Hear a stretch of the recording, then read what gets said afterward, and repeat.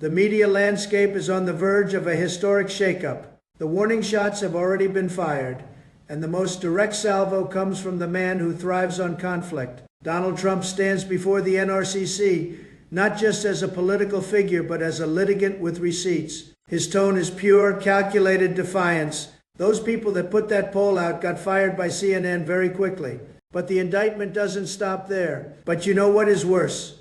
I think ABC fake news is worse. This is the opening gambit of a new front using the legal system not just for defense, but for financial and reputational offense. He punctuates his point with staggering dollar figures. George Stephanopoulos, they had to pay me $16 million for what they said. CBS had to pay me $38 million for what they said. The message is devastatingly simple.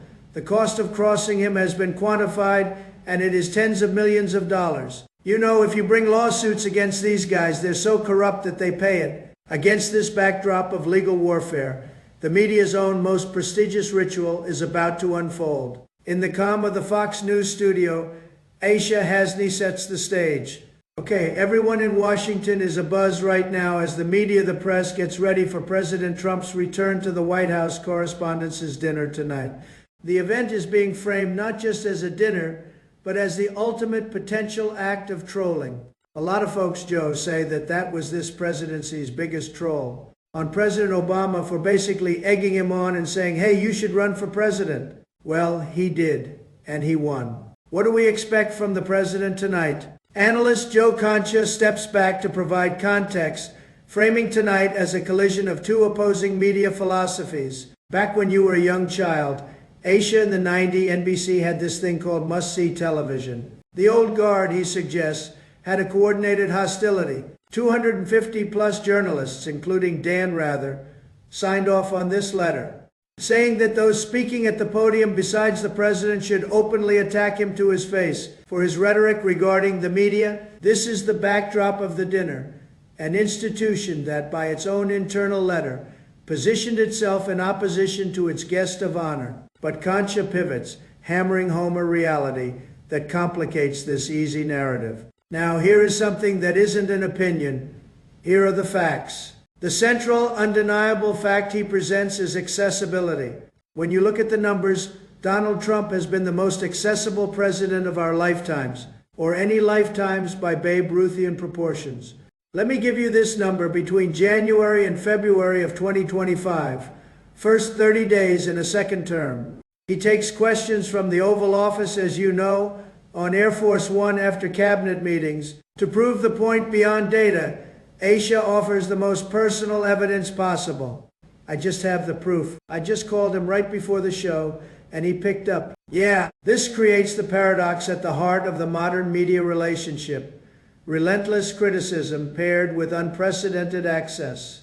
And it is not just Fox, other journalists from other networks who are extremely hostile to him. He'll still take that phone call. I saw Stephen Colbert just this week mocking Trump for doing that. I am sorry.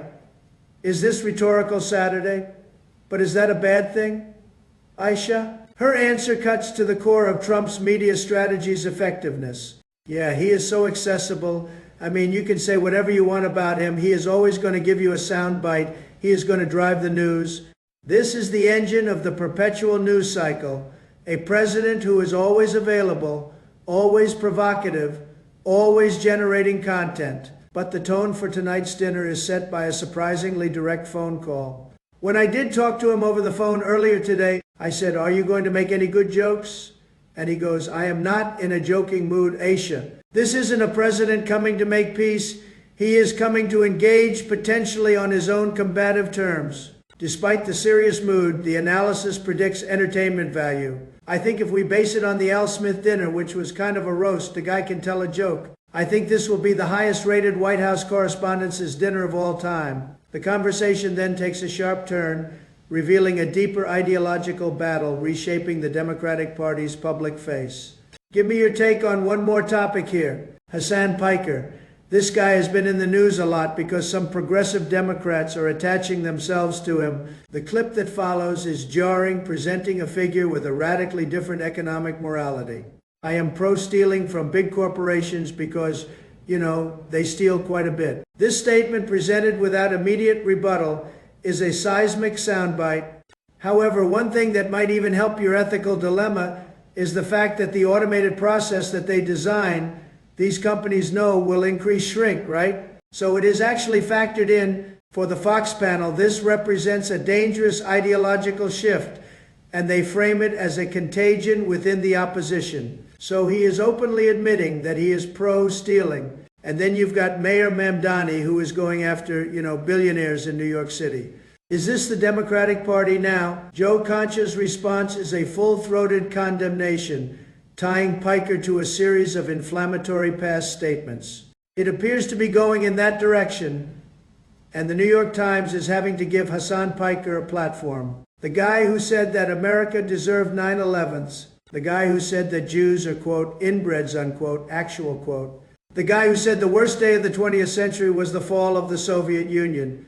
And this maniac is saying, oh, you can steal from corporations and food stores, and that actually is a good thing. He then connects this rhetoric to tangible economic consequences. No, it is not, because eventually those stores either close, which is bad for the community, especially in cities, or they're going to raise prices. The final argument is about influence and legitimization. So again, the fact that the New York Times or Ro Khanna, AOC, Mamdani, Bernie Sanders goes on his podcast, he is only getting bigger.